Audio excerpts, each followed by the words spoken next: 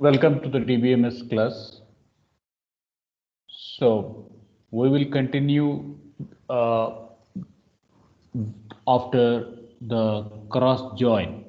Now we will continue with this join operators. So after the cross product, now we are working with the join operator.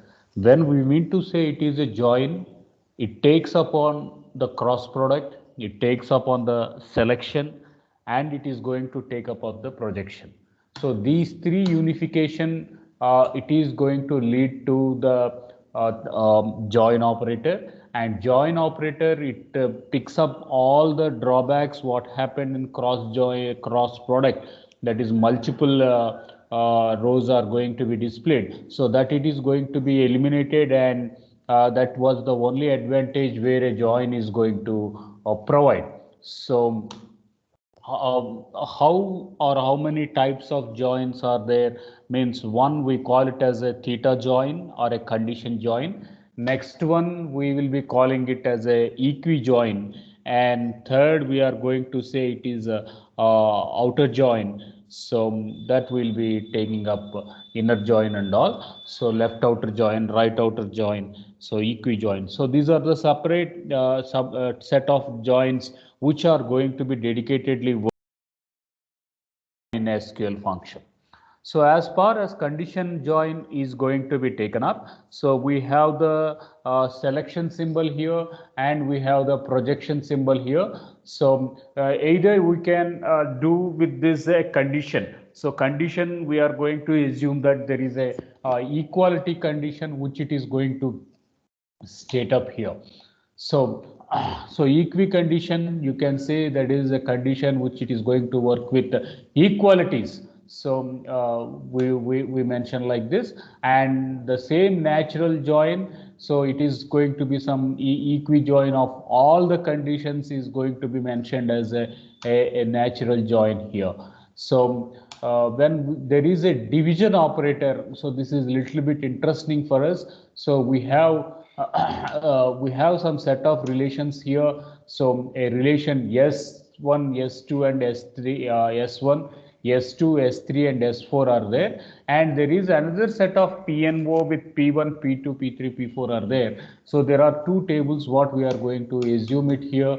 So we can see B1 is going to have P2 value here, and similarly B2 is going to have P2, P4, and B3 is going to have P1, P2, and P4. Now when a division operator is going to be taken place, it picks up S1, S2, S3, and S4. So how is this? It is going to happen with this P2. So one, we are going to call it as P2. Second P2 is here, that is with S2. Third P2 with another S2, S3, and another P2 is going to be traversed with this S4. So that is the reason why we are going to get these attributes here. So S1, S2, S3, and S4. The A by B2 and the same way A by B3 are going to take place. So as far as division is going to come concern, it is going to compute all the X values and that are not disqualified by some Y value in B. So after this, we take up the a slide which it is going to be part of the unit 3. So here we will be taking care of the elements. We will be taking care of the elements which are purely towards working the SQL, that is structured query language. So we do have reserves as one of a table. S1 indicates the Sailor table, and there are another instances S2. Along with that, we have the boats where we make a relationship between boats, sailors, and reserves. So now let us dig deep into the different clauses of SQL. So SQL is a command where it is set up with multiple clauses like where, group by, having, order by, etc. and all of them they are going to be written with yes, select, and select it have a unique mentioned, so that we are going to call it as a distinct here. So but by default distinct is not a mandatory, it is going to be one of a optional value here. Then we it do have some relational words, it do have some relational words, so those we are going to call it as qualifiers. So it gives some comparison operators, and what are the different set of fields or different set of attributes which are needed for a SQL that it is going to be taken up, and finally a relation list is going to be built up. So here we can assume that we do have a tailor, we do have a Siler and reserves, they are going to be part of two databases, that is yes, and they are given with some aliases yes and given with aliases r, and we do make some equi operator, and we make some relational operator with and operation, and we are joining both s1 and s2, and thereby we are going to get this name. So SQL command, it takes the advantages that it need not be confined to a single table, but it can be worked with multiple tables. So these are separate comparison operators. We do have equal to operator, we have greater than, we have less than or equal to, greater than or equals to, and not equals to. So now this symbol you should distinguish. So the way not equals to is going to be represented in SQL.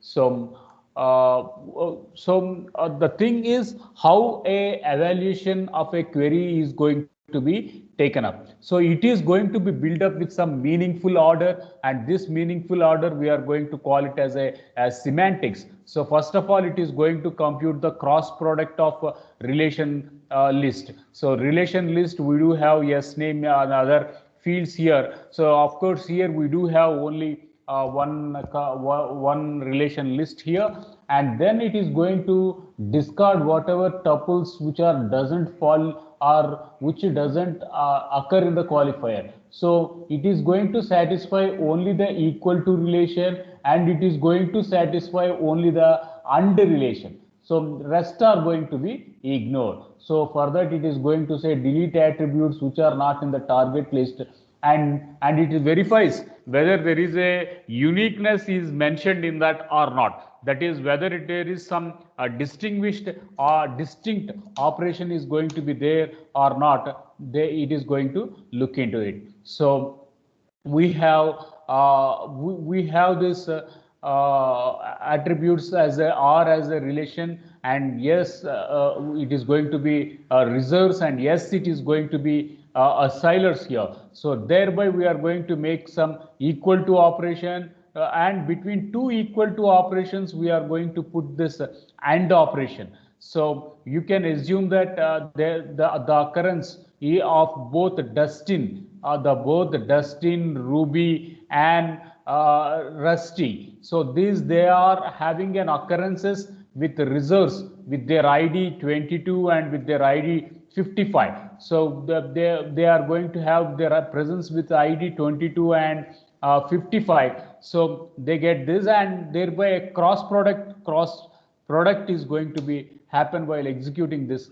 query. So now we have taken AND operation. So as we have taken up AND operation, all the possibilities are going to be occurred. That is, when the existence of a value is going to be true in both, any one of them is true or both, of course it is going to be a true operation as far as AND is concerned. So now let us look into OR. So when we make it as an OR operator, we assume that either one set is going to be arise. So that is one of a observation what we should take up. Later on, SQL things, they are worked in form of expressions, and they are going to be worked in form of strings here. So 2 into student's age. So assume age is 10 and we are going to multiply it with 2, so 20. Now how I can say it is an expression? So using an addition operation,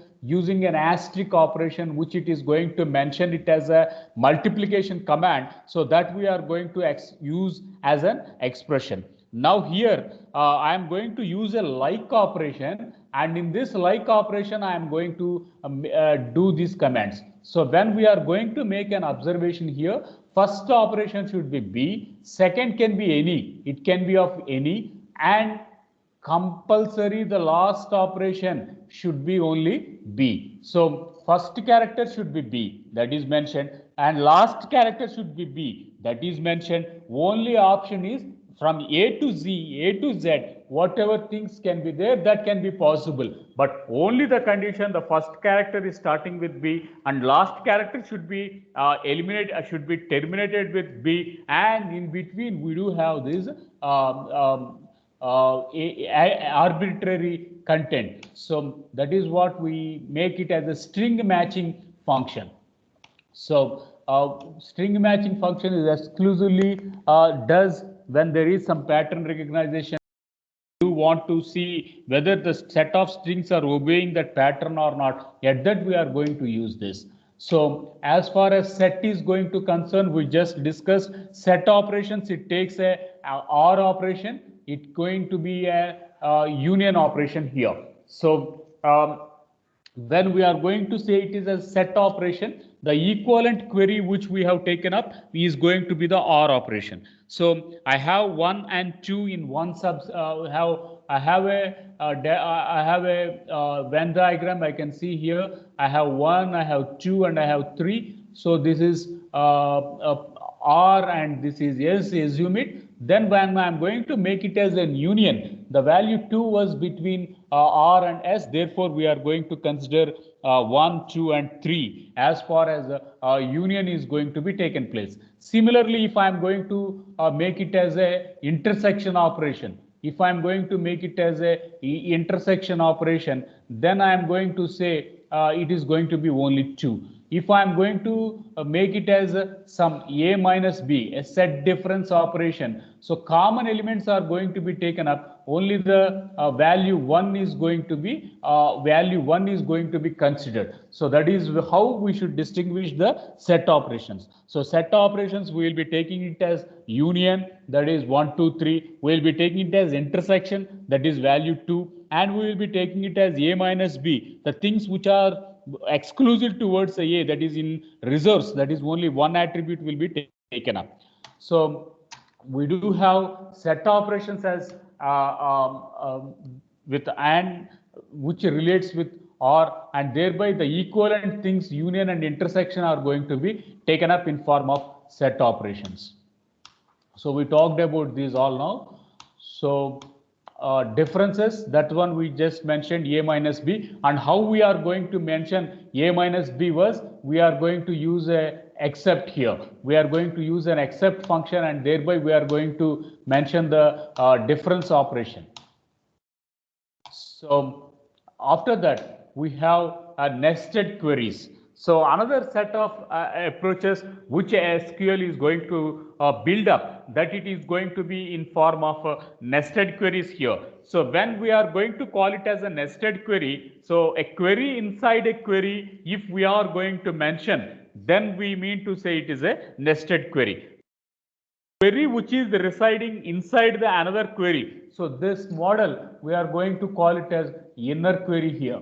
So the query which is written external, we are going to call as an outer query here. The query which is going to be written external way, so that way we are going to call it as an outer query. The query which is built inside another query, we are going to call it as inner query. So it is more or less equal to the for loop within another for loop. So as far as C or any other programming is concerned, the inner for loop executes first. After that, the values are migrated to the outer for loop, or like that. The same approach is going to be followed in the nested query also. That means the inner query is going to be executed first, and the values which are given from the inner query, they are reciprocated to the outer query. So that is how a nested query is going to be executed. So you can see here a nested loop is going to be concerned. So reserves is going to be executed first, and the value of reserves is now migrated towards the Cyler. So there are some set operations which it is going to mention it as in, so exist. So those they are going to be satisfied in this nested query operation. So I do want some negation operator. When I want to use some negation operator, I can mention not in. So which are the elements which are not existing in the result board, those we are going to eliminate it. For that we are going to have a not in operator. And another thing, most interesting thing in nested queries was with a correlation function. So when we are going to say it is a correlation function, actually the Euler yes is going to be part of a outer query, but still the inputs are going to be mingled with the inner query first. So if such case is going to exist, then we are going to say it is as a correlated function. So the outer for loop or the outer query content, now it is going to be brought inside towards a inner query. So such is going to be met with a correlation towards the inner query execution. So such elements we call it as a correlation here. So the things which are going to be part of a nested query, the things which are going to be part of a nested query, those we are going to represent it as an operators here. Those we call it as greater than, less than, equals to, not equals to, etc. So those we are going to put as a set comparison operators between the first set of outer queries and the second set of inner queries. So in between that we are going to mention as an any or any type of operations. So if I am going to mention it as an any operation, then it is going to be more or less like a equivalent operator called as OR function. So it will be treated as a OR function, so that it can assume as intersection. We can assume that word as a intersection here. But when we are going to call it as an all here, now when we are going to mention it as an or here, so we can mention it is going to be an operator with AND operation. It is going to be do up with a value called as AND operation. So that is how we should distinguish between all or any. Any is equivalent to an OR function, all is equals to an AND function. So that key takeaway you should be getting from this query here.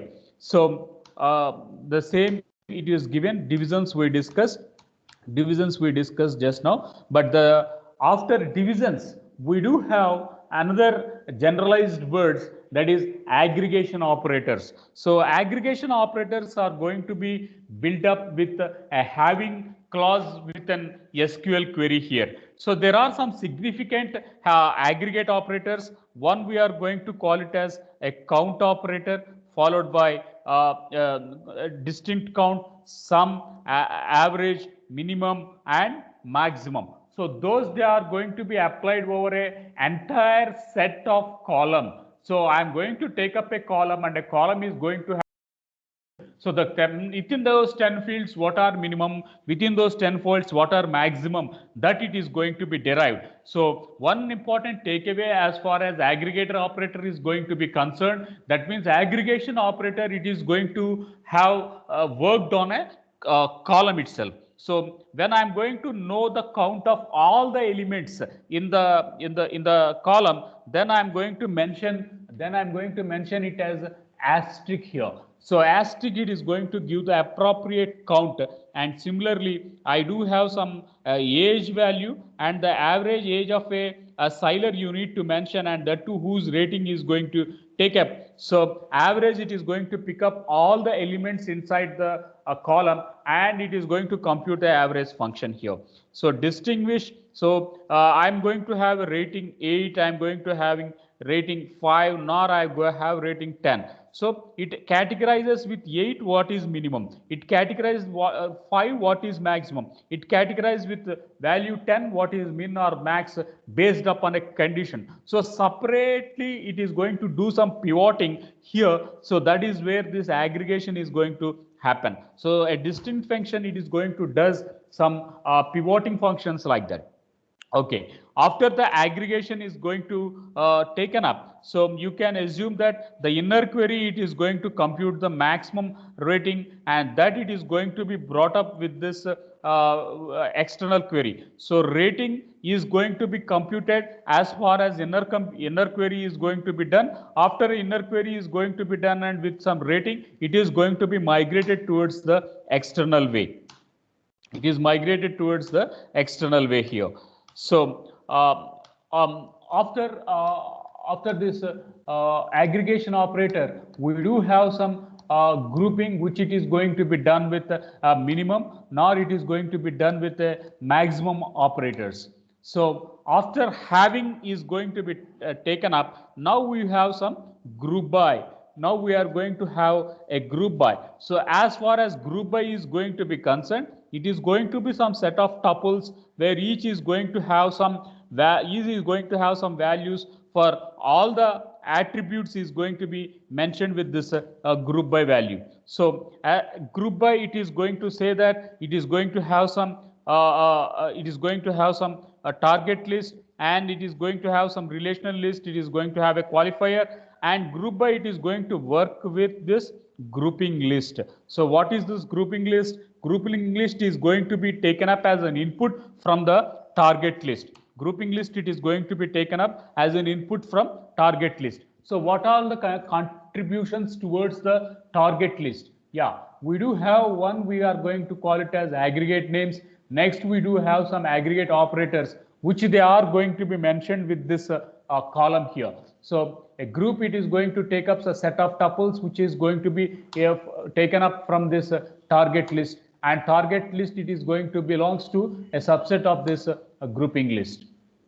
So here you can see rating is going to be a target list, and the same target is going to be brought to this grouping. So that is the definition what we should understand here. The requirement is target is going to be a subset which is inside a grouping here. So rating is a target list, and which we are going to be used as a subset towards a grouping here. So grouping, yeah, how a grouping is going to be evaluated? Yeah, grouping is going to have its computation over a relational list. Thereby it is going to discard all the tuples which doesn't fail the qualifier. Therefore it is going to delete the unwanted fields, and finally a partition is going to be taken with the remaining elements, and finally the a grouping function is going to eliminate its values, and thereby it is having a grouping qualification.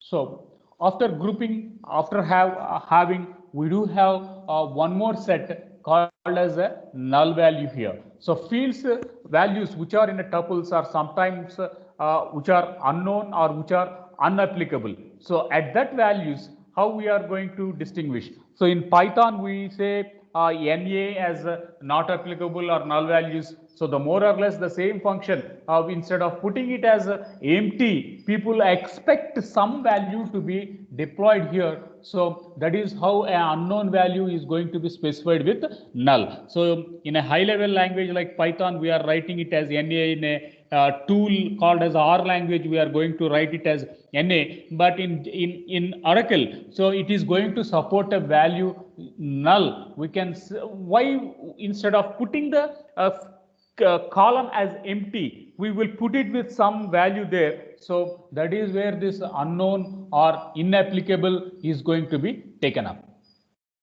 So when a null is going to be taken up, immediately a relational algebra can be applied with its functions, whether there is a null value or not. So that it is up either it is a true or whether it is a false. So is null, whether the cell is empty or not, you need to make an integrity constraint. So for that integrity constraint, is null or not check is going to be verified.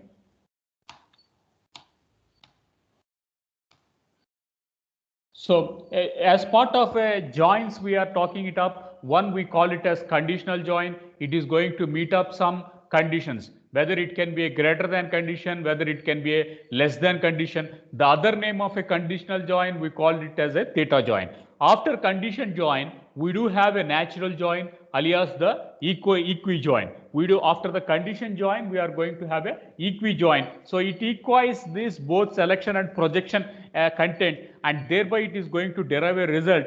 So such a type of equi-joins, first one we call it as a conditional join, that is done by the less than, greater than, or like that. And equi-join, we are going to mention an equal to operation, the first relation and the second relation. After that, we are going to have the outer joins. So in outer join, we do have specificity towards two terms, one left outer join, two right outer join, and three as full outer join. When we are going to call it as left outer join, it is going to take up A minus B. When we are going to call it as right outer join, then it is going to make it as B minus A. And when we are going to say a full outer join, it is a union of both A minus B, and it is a union of both B minus A. That means when I am going to compute a full outer join, when I am going to have a values 1, 2 and 3. So if I am going to have A minus B, value is 1. If I am going to make a right outer join, value is 3. If I am going to make a full outer join, value is 1 comma 3. So we are totally ignoring this value 2 here. So that is the significance of how we are going to work with left outer join, right outer join and full outer join. So how is this set operators, they are implemented totally inside this relation, means they are going to be done with left outer join, this operator left outer join, natural left outer join to do some conditional operator. So that is how the joins are going to be taken up. So we talked in today's class about where clause, about group by clause, about order by clause, having clause. Now we are going to make a query towards a sorting function.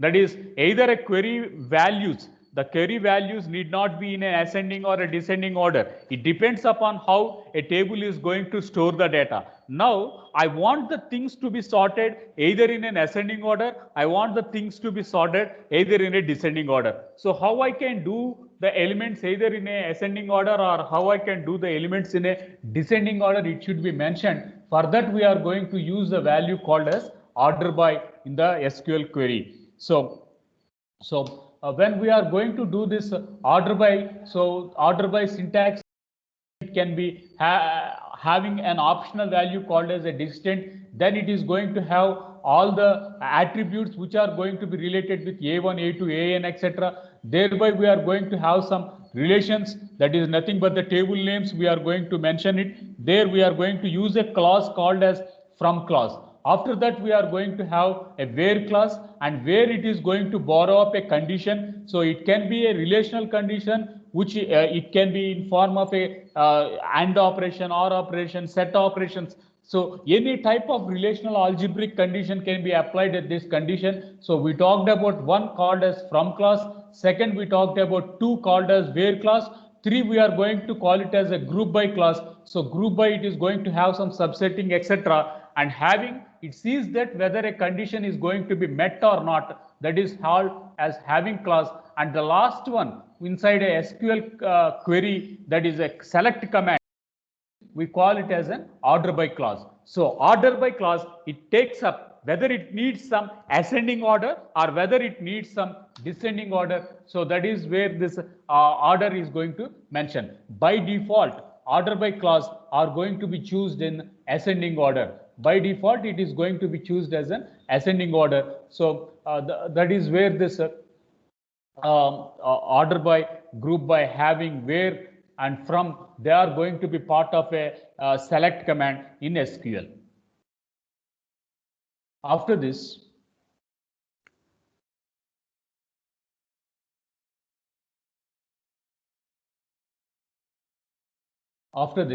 we do have another part in this third unit, which we will be taking it up. So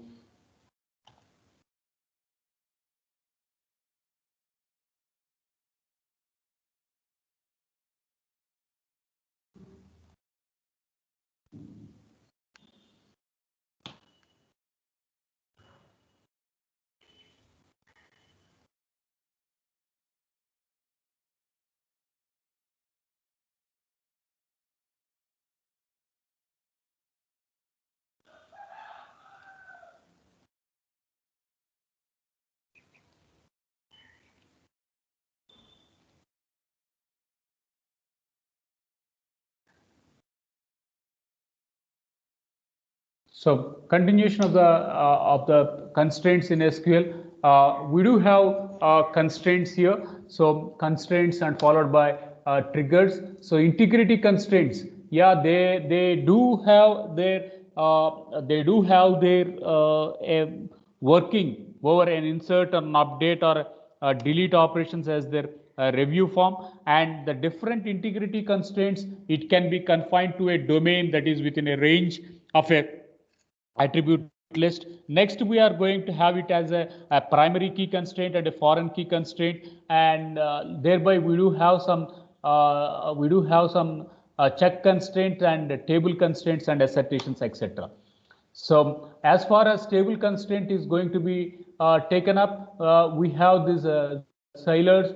So here we can see an integrity check is going to be taken up. So checking with rating is greater than or equals to 1 and rating is less than or equals to 10. We need to mention this rating here. So that is one of a form of a integrity check. And we are second integrity check, we are going to assume that SID it is going to be part of a primary key, like that we are going to mention. So by that we do have explicit domain conditions. So in this explicit domain conditions, we are going to fit up with a default value, and a check is going to be maintained with value is greater than or equals to 1 and value is less than or equals to 10. So you can see a domain check. In this domain check, we are going to give a minimum value and we are going to give a maximum value for that. So that is what we are going to call it as a range here. So range is going to be defined. The range is going to be defined. That is the values of ratings. So we are going to create a domain. In this domain, we are going to mention values of rating is going to be taken up. The second integrity constraints, we are going to mention SID is going to be part of a primary key here. So in this way, we make check as one of an integrity constraint. We are going to assume it as another integrity constraint, and defining it as a primary key, foreign key is going to be another type of integrity constraints, or the things which are going to be associated with the tables here. So next we do have some assertions. So in assertions, they are going to have constraints over multiple relations.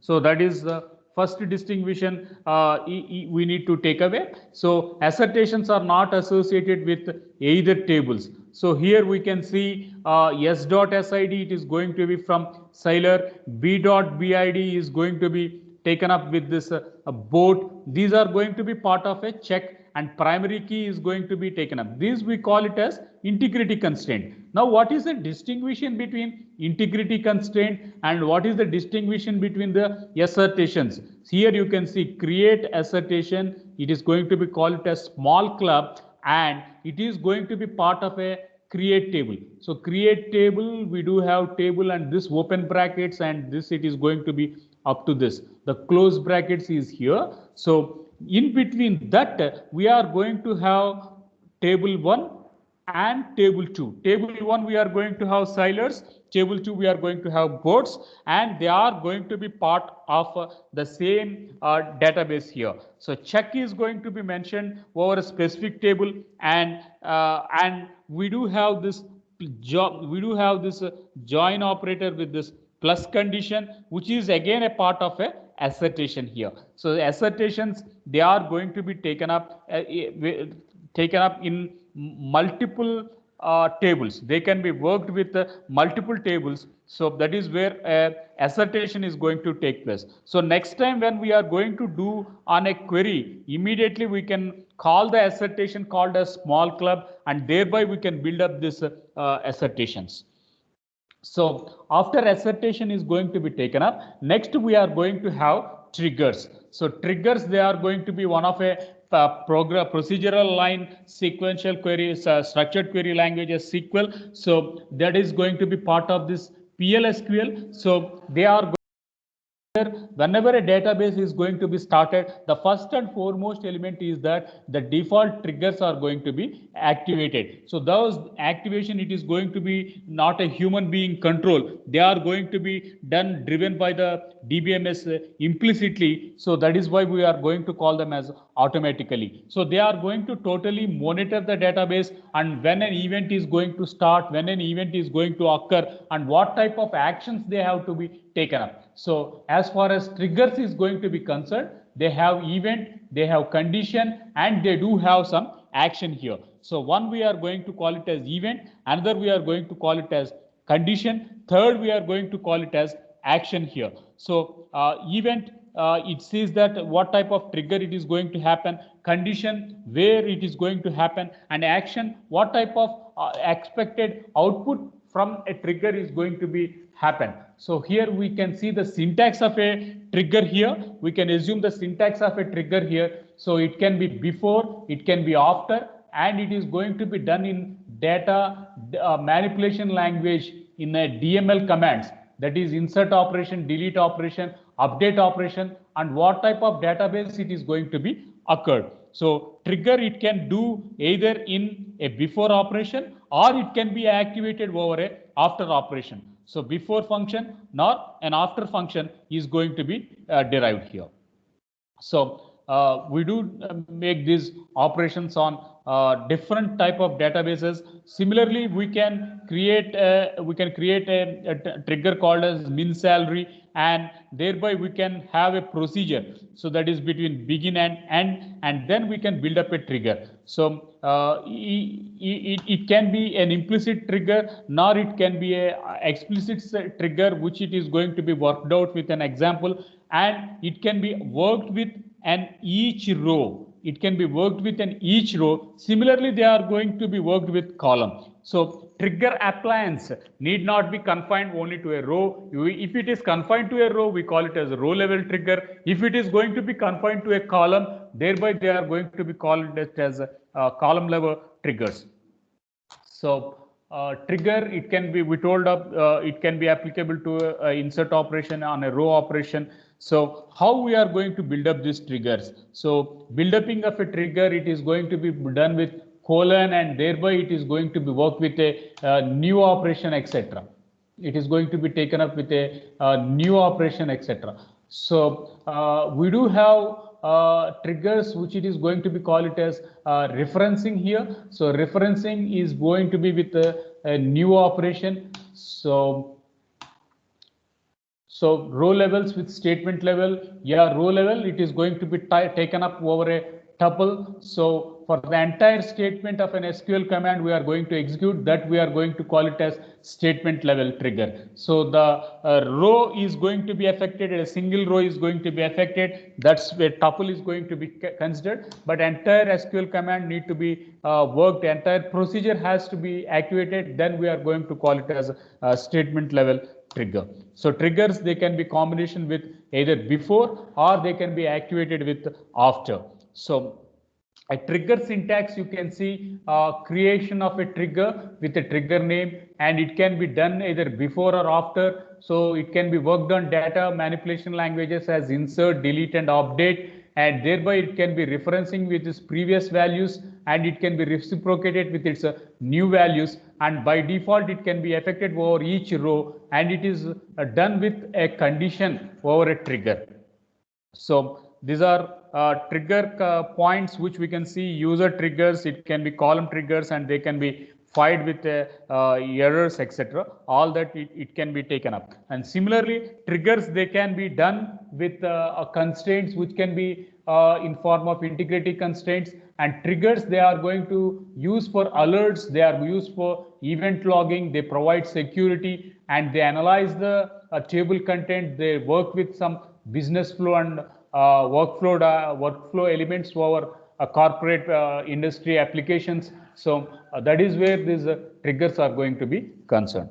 So the more or less the triggers, they are going to be changing the database as a more powerful entity by enforcing more syntactic conditions, etc. So that is all for today. Yeah, thank you for joining. So I have taken some little time. So Stop recording.